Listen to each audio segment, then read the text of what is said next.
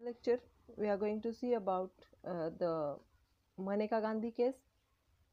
We have in last lecture we have seen about the A.K. Gopalan versus State of Madras case.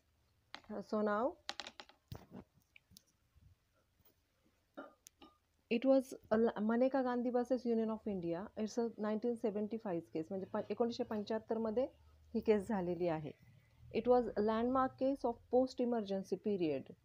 Maneka Gandhi was a journalist and therefore decided to go to abroad.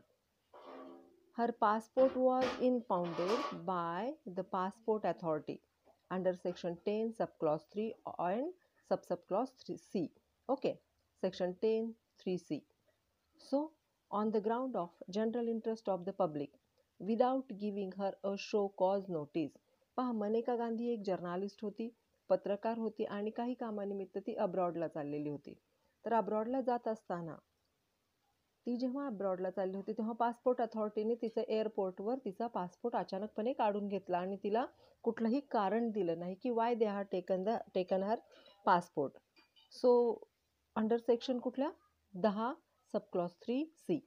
So on the ground of general interest of public without giving her a show cause notice.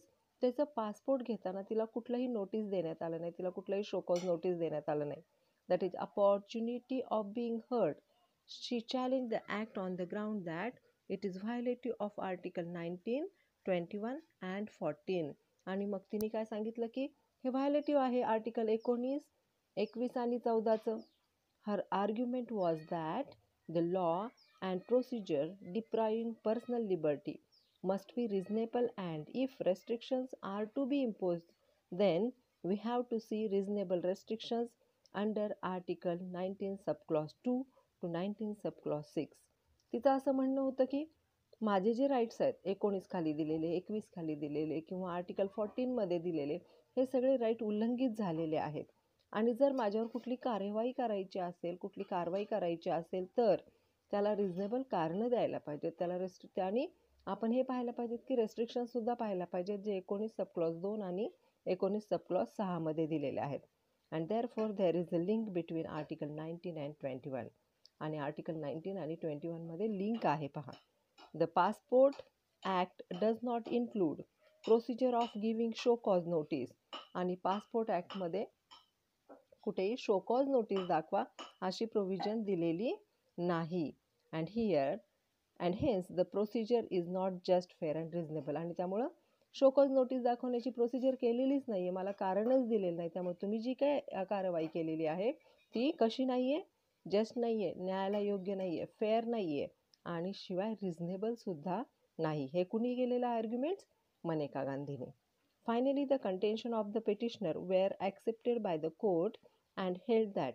शेवटी तिचं जे arguments होते, तिचं जे म्हणणं होतं ते कोर्टाला मान्य झालं आणि कोर्टाने हेल्ड केलं. काय हेल्ड केलं पहा? Law depriving life and personal liberty must be just, fair and reasonable. Law जे कायदा जो आहे, लाईफ अँड पर्सनल लिबर्टी जिथं डिप्राईव्ह होते ती कशी असायला पाहिजे? जस्ट असायला पाहिजे, न्यायाला धरून असायला पाहिजे, फेअर असायला पाहिजे आणि रिझनेबलसुद्धा असायला पाहिजे. Procedure taking away life and personal liberty must be just, fair and reasonable. Life आणि पर्सनल लिबर्टी घेणारी कुठलीही प्रोसिजर, पर्सनल लिबर्टी असू दे, एखाद्याचं व्यक्ती स्वातंत्र्य असू दे किंवा त्याचं एखाद्याचं आयुष्य घेणं असू दे, हे कसं असायला पाहिजे? Just, fair and reasonable.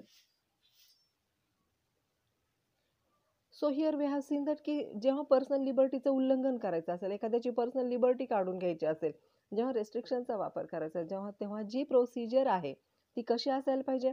Just असायला पाहिजे, न्यायाला धरून असायला पाहिजे, फेअर असायला पाहिजे आणि रिझनेबलसुद्धा असायला पाहिजे. So the third point is the law and procedure must not be arbitrary, fanciful and evasive. म्हणजे तुम्हाला आर्बिटरी नसावी, एखाद्याला जाचक नसावी. फॅन्सीफुल म्हणजे एखाद्याला त्रास देणारी नसावी किंवा इव्हॅझिव्ह म्हणजे किचकट किंवा एखाद्याचं पूर्ण स्वातंत्र्य उद्ध्वस्त करणारी नसावी. There is a interlink between article 19 and 21. पहा, मी आधी सांगितलं होतं की कुठलंही आर्टिकल सोलो वाचलं जात नाही, कुठल्याही आर्टिकल सोलो वापरलं जात नाही, तर त्यांच्यामध्ये इंटरलिंक असते. तसंच आर्टिकल 19 आणि 21 मध्ये सुद्धा इंटरलिंक आहे. No article in the constitution can be read in isolation. तुम्ही आयसोलेशनमध्ये कुठलंही आर्टिकल वापरू शकत नाही, वाचू शकत नाही. That is separately. तुम्ही सेपरेटली कुठले आर्टिकल असं म्हणाल की नाही मी फक्त 19चाच वापर करेल, नो. 14चाच वापर करेल, नो. तुम्हाला 14, 19, 21, 20 हे सगळे आर्टिकल इंटरलिंकिंग आहेत, एकमेकांवर डिपेंड आहेत, एकमेकांशी लिंक केलेले आहेत. So each article has an interlink with other article. After Maneka's case, the view of judges was completely changed. They started interpreting Article 21 in the wider sense. आणि मनेका गांधीच्या केसमध्ये आपण पाहिलं, एके गोपालांच्या केसमध्ये जेव्हा त्यांना अटक केली गेली तेव्हा काय सांगितलं, we are doing the procedure establish by law. आम्ही फक्त प्रोसिजर फॉलो केलेले, आम्ही ड्यू प्रोसिजर हा शब्द कुठेही वापरलेला नव्हता.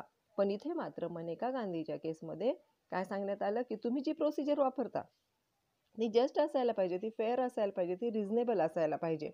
So here the impact of they started interpreting article 21 in the wider sense.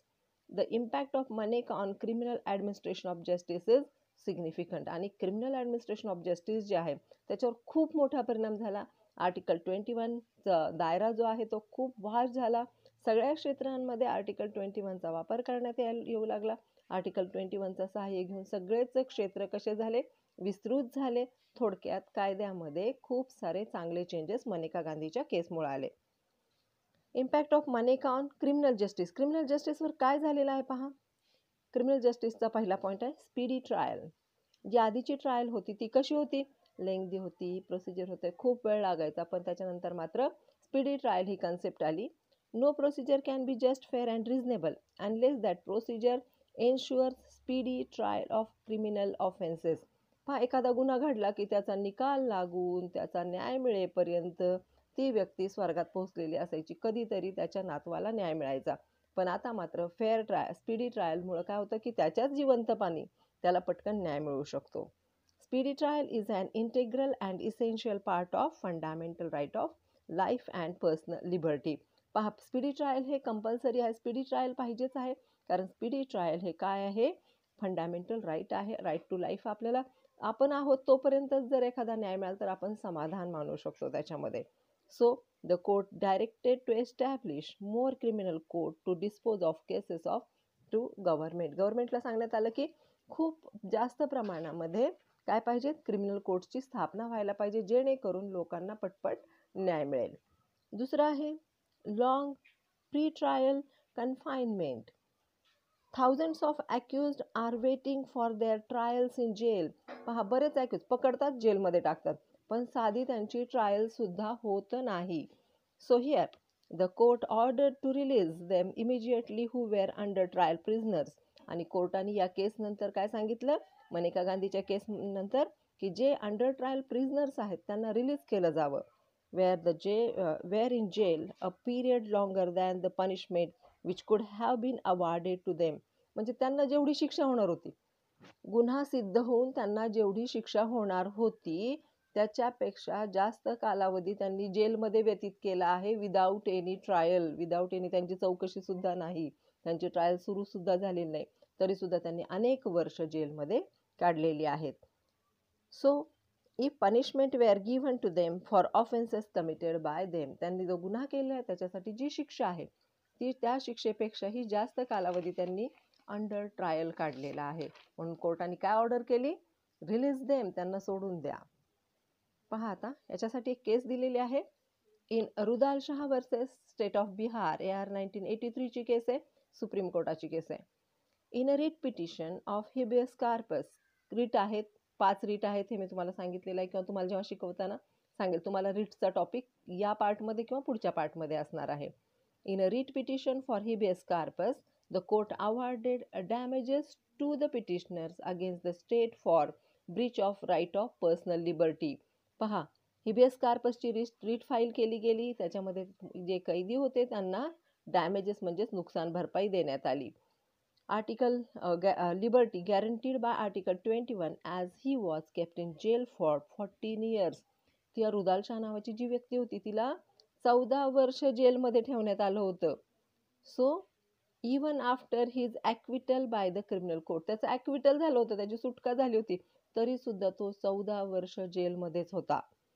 The fact revealed a sordid and disturbing state of affairs for which the responsibility under law squarely on the administration. ॲडमिनिस्ट्रेशनवर जबाबदारी होती की त्याची जी order आहे, release order, ती घेऊन त्याला ॲक्विटल करायचं होतं. बट हे झालंच नाही. तो 14 वर्ष जेलमध्येच होता. The court held that. आता कोर्टाने काय हेल्ड केलं पहा.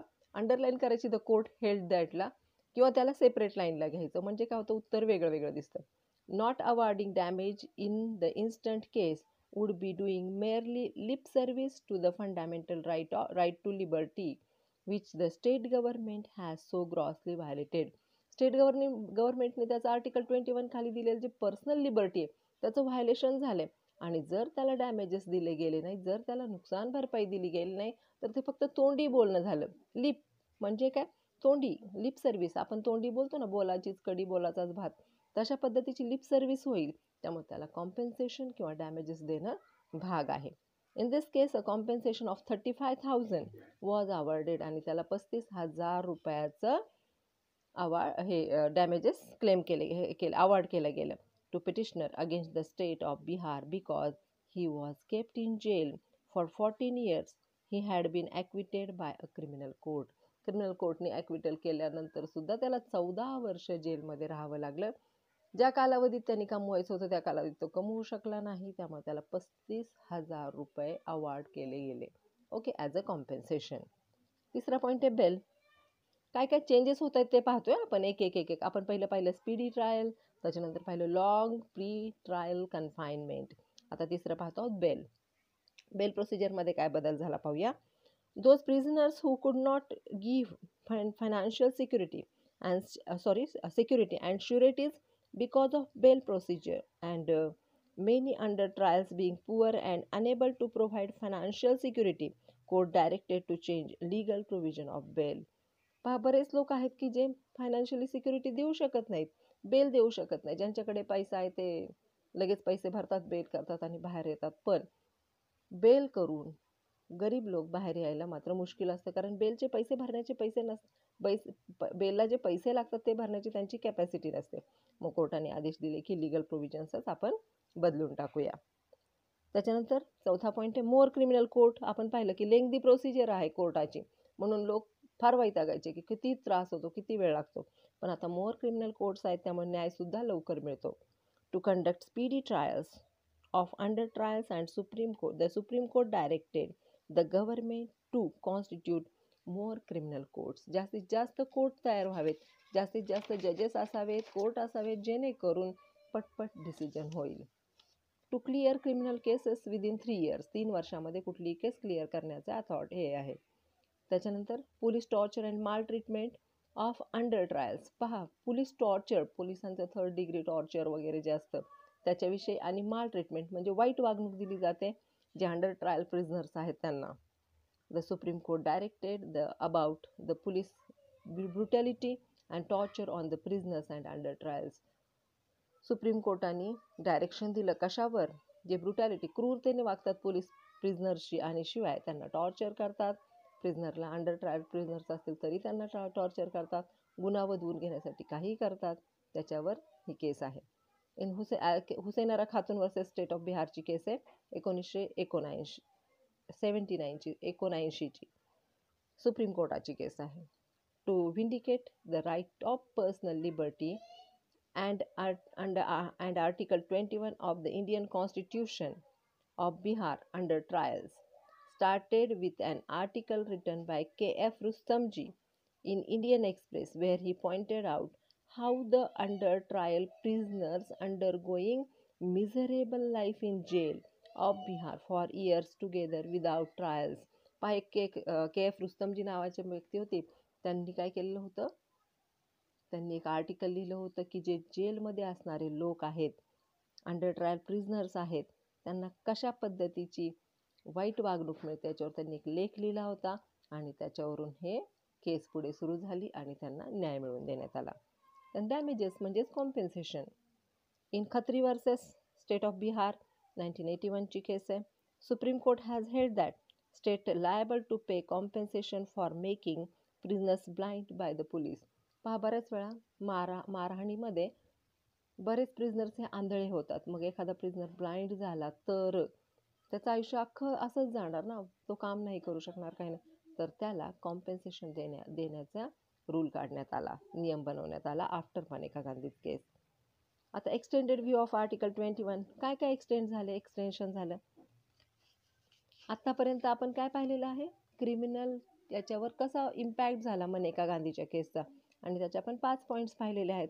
आता extended view of article 21. Extended view म्हणजे काय, एक्सपांड कसं झालं, कशा पद्धतीने एक्सपांड झालं ते. So here supreme court has asserted that in order to treat a right as a fundamental right, it is not necessary that it should be expressly stated in the constitution as a fundamental right. एखाद्याचा right आहे, हक्क आहे, आणि आपण सांगितलं की तो हक्क कॉन्स्टिट्यूशनमध्ये दिलेलाच नाही, तर सुप्रीम कोर्टाने सांगितलं जर त्याचा तो हक्क आहे तो स्पेशली कॉन्स्टिट्यूशनमध्ये मेन्शन केलेला नसला तरी सुद्धा त्याला त्याचा हक्क मिळणार आहे. There are many changes in country such as political, social, economic. बरेच चेंजेस झाले कंट्रीमध्ये.